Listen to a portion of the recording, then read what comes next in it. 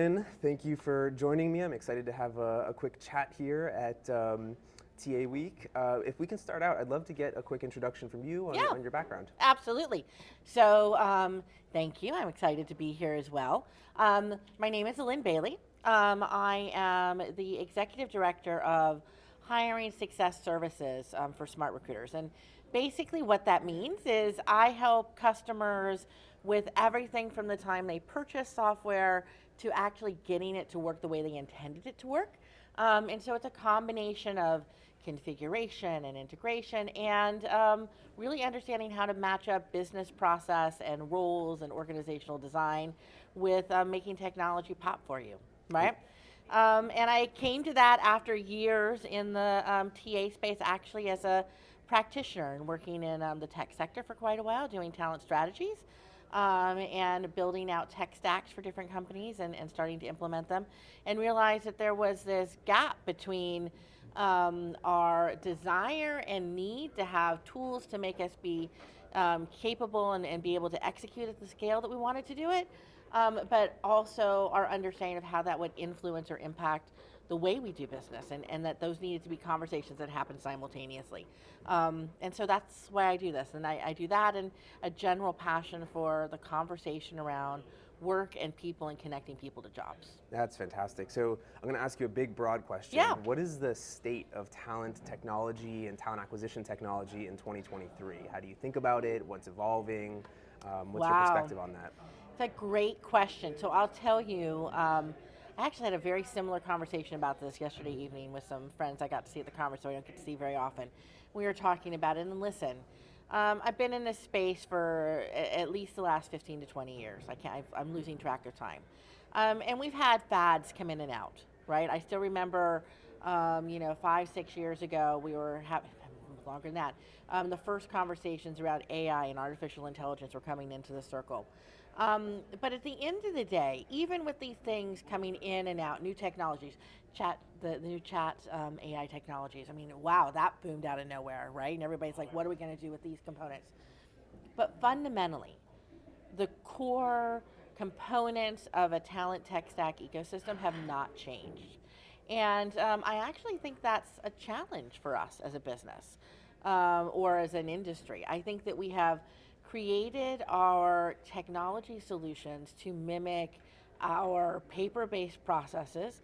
We've never fully asked the question of what is it that we really should be doing to connect people to jobs in the right way. We've just kind of continued to take our standard processes and put new technologies to automate them and make them faster. You know that old story that you can put great technology into place, but if you're stupid, you're just gonna be stupid faster. Honestly, I mean, I'm gonna be frank with and say as an HR tech industry, as a TA industry, we have a lot to do to really explore what we should be doing in the next frontier with the new world of work, and not just making what we've got a little bit faster and smarter. Okay, what is your thoughts on how we take that next step in terms of maybe moving from just digitizing these older paper processes to actually really thinking about how do we use technology to improve how we think about our process around talent acquisition and so forth? All right. Well, I think that we've got to stop assuming that the way in which products are given to us today is how we have to use them. So I tell people all the time, one of the first things you can do is take a step back and ask yourselves, if you could do it any way you wanted to, what would you do, right? To really eliminate your boundaries for a second, and then work backwards from there and see if you can leverage what's in front of you to start executing in that way, right? Pilot it, test it, move in that space. So that's a very tangible and practical way to think about moving forward and thinking differently about your technology. Don't let the technology drive what you do. Instead, decide what you want to do and let the technology support it.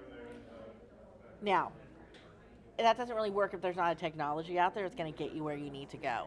And in those instances, I think we're entering a new era where,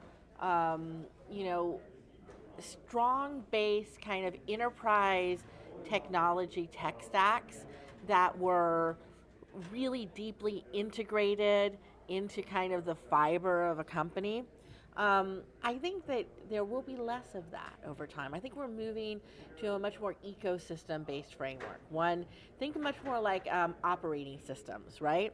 And what's the win of an operating system? The win of an operating system is that you can open up app marketplaces. You can allow people to test out, try new things at relatively cheap, inexpensive cost.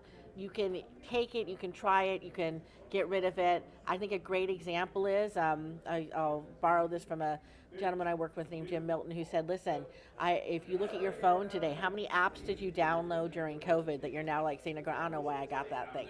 And you're okay to let it go, right? Because your investment in it is small, but it gives you an opportunity to try it, to see it if you like it, and then you might expand your growth into it. And I think that's where technology is going. I think that that's where the tech stacks need to start going.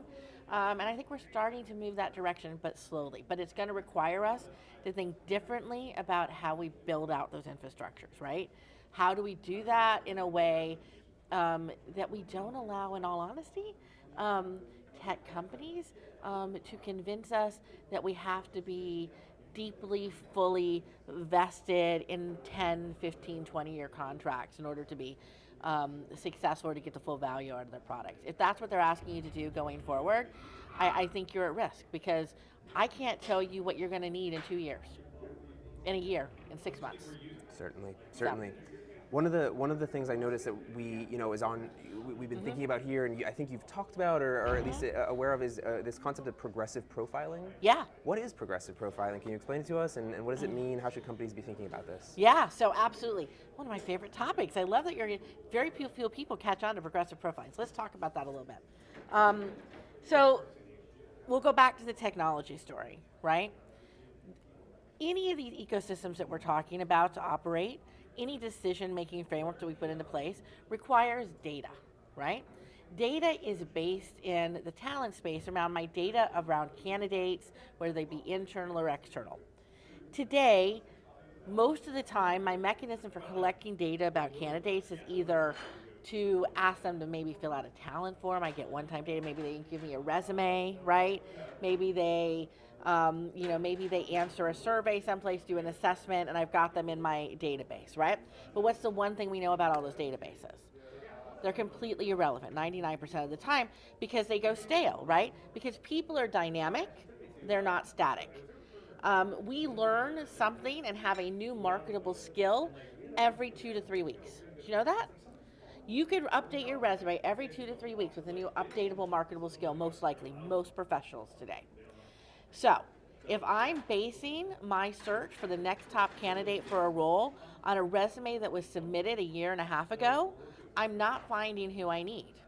That's why recruiters don't use those resume data. They don't go into their ATS and search. They don't, right? They're not going into their CRMs, as much as I would love that they do. They don't. Why? The data's stale. So progressive profiling is basically saying, how do you build out an infrastructure that allows you to collect data and build relationship at the same time with candidates? So this is taking nurturing to that next level. Nurturing is often based on, let me give you information and you'll like me more. Maybe you'll click here and that'll push you to a job. Think about it instead as nurturing as a way for me to build a relationship with you. Relationship means I give you and you give me, and if you give me, you must feel there's an equal value on the backside of that. What does that look like? And then how do I time that and pace that in the right way using my technology to set up the right trigger so that I'm updating data at the right time, not just to keep GDPR happy or to make sure my OCCP contracts are all eligible, right? But because I know I want the most relevant information about you to make decisions for my company. And how do I do that? So to me, that's what progressive profiling is. Having a plan, a purposeful structure for how you collect information about a candidate and doing it over time, keeping your information current, relevant, and usable.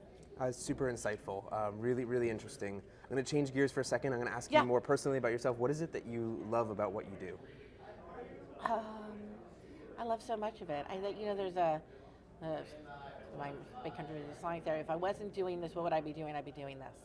This is what I love to do. I'm really passionate about helping people connect and the world of work is where we do that. So much of our identity is embedded in what we do. Our biggest relationships often come from these spaces. Um, the opportunity to advance as a culture comes from how work evolves. So there's so much opportunity in this space to not only advance it, but also to get a better understanding of how people tick. And for me, that's where my root is. I'm a business anthropologist at heart. That's what my background is in. I'm an experience designer, and that's all based on the idea of how can I better understand why people do what they do, so that we can make better connections. Well, Allyn, I love that. On that note, I'm going to say thank you for taking a minute to Of course. sit with me and have a chat, and I'm looking forward to seeing you around the conference. Awesome. Thank you so much. This was great. Thank I you. appreciate it.